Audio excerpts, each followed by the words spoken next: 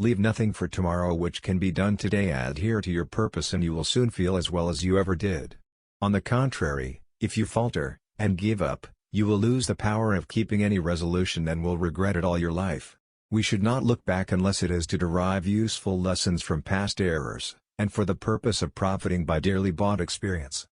To form a new government, requires infinite care, and unbounded attention, for if the foundation, jealousy and local policy mix too much in all our public councils for the good government of the Union. In a word, the Confederation appears to me to be little more than a shadow without the substance. Guard against the impostures of pretended patriotism. Let us raise a standard to which the wise and honest can repair, the rest is in the hands of God. Be courteous to all, but intimate with few, and let those few be well tried before you give them. Reason and experience both forbid us to expect that national morality can prevail in exclusion of religious principle. My movements to the chair of government will be accompanied with feelings not unlike those of a culprit who is going to the place. Your love of liberty, your respect for the laws, your habits of industry, and your practice of the moral and religious obligations, are the strongest claims to national and individual happiness. A sensible woman can never be happy with a fool. There is a destiny which has the control of our actions, not to be resisted by the strongest efforts of human nature. True friendship is a plant of slow growth, and must undergo and withstand the shocks of adversity, before it is entitled. Discipline is the soul of an army. It makes small numbers formidable, procures success to the weak, and esteem to all.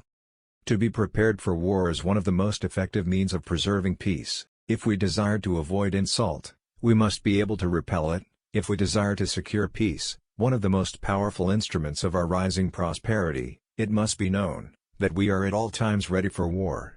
George Washington Motivation Hub. Let us therefore animate and encourage each other, and show the whole world that a freeman, contending for liberty on his own ground, is superior to any slavish mercenary on earth.